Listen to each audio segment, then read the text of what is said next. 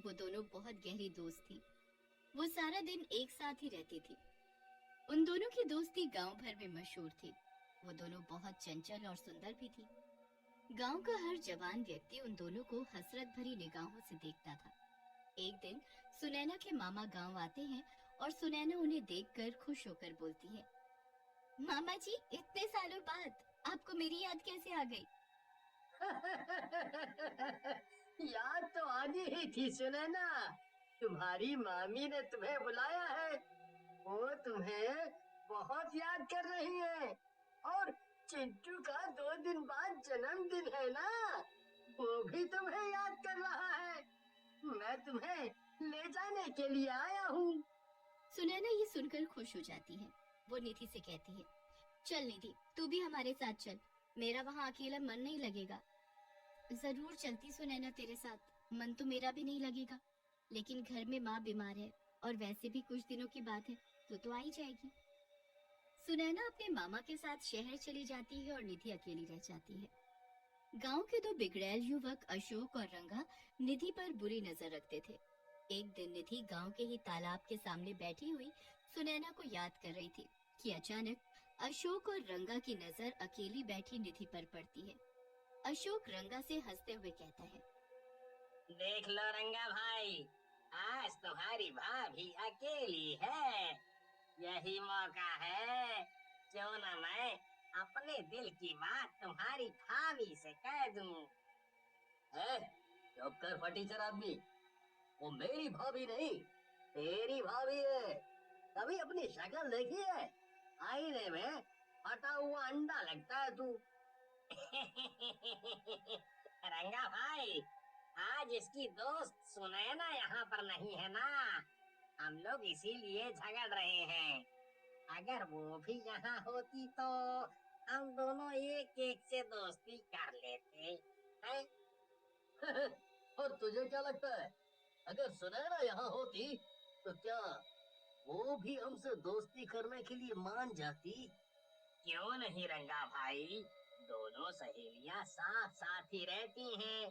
अगर एक से भी हमारी दोनों में से दोस्ती हो जाती तो दूसरी भी अपने आप आ जाती। ये कहकर दोनों छिछोरी हंसी हंसने लगते हैं और दोनों दबे पांव निधि के पास जाकर खड़े हो जाते हैं। अचानक निधि की निगाह उन दोनों पर पड़ती है। निधि उनके इरादे भांप जाती है और वो गुस्से से उन दोनों की तरफ देखकर कहती है, तुम दोनों यहाँ क्या कर रहे हो?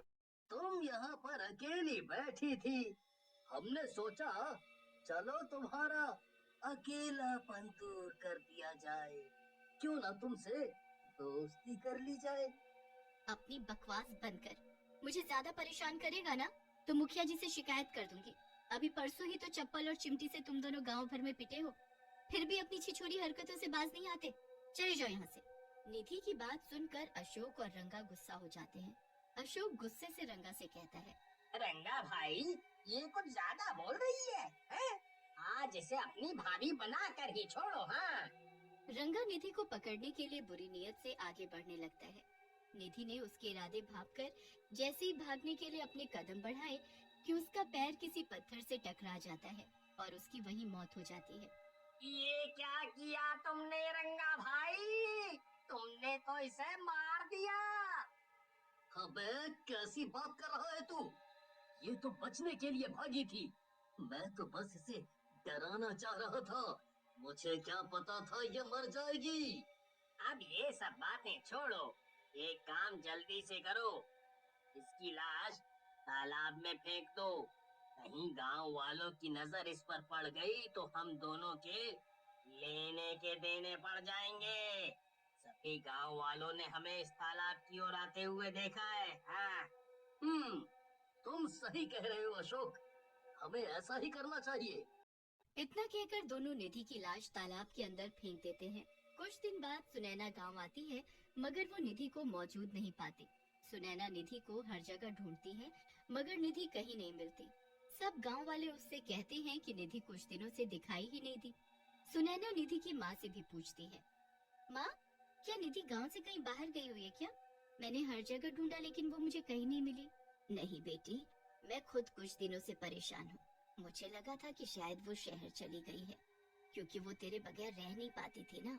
ठीक है माँ, मैं चलती हूँ। आप परेशान मत हो, आ जाएगी वो घर।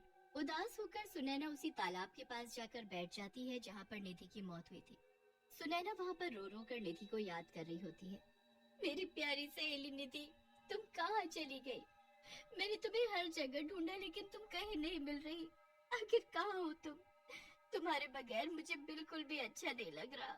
निधि, तुम कहीं भी हो, वापस आ जाओ। अचानक से रंगा और अशोक फिर वहां पर आ पहुंचे और रंगा की नजर अकेली सुनैना पर पड़ जाती है। रंगा अशोक की तरफ देखकर कहता है, देख रहे हो अशोक, सुनैना निधि से ज्यादा खूबसूरत है।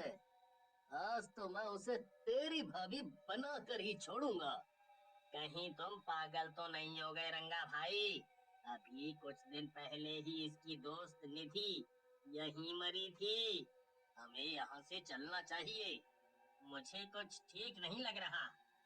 तू तो हमेशा से डरपोक रहा है साले। जो मैं इसकी दोस्त के साथ नहीं कर पाया, इसके साथ जरूर करूंगा। इतना कहकर रंगा सुनैना के पास चला जाता है। सुनैना उन दोनों को देखकर चौंक जाती है। रंगा सुनैना की तरफ देखकर कहता है, कैसी हो मेरी जान? लगता है यहाँ पर बैठकर अपनी दोस्त को याद कर रही हो। कभी कभी हमें भी याद कर लिया कर जाने मन।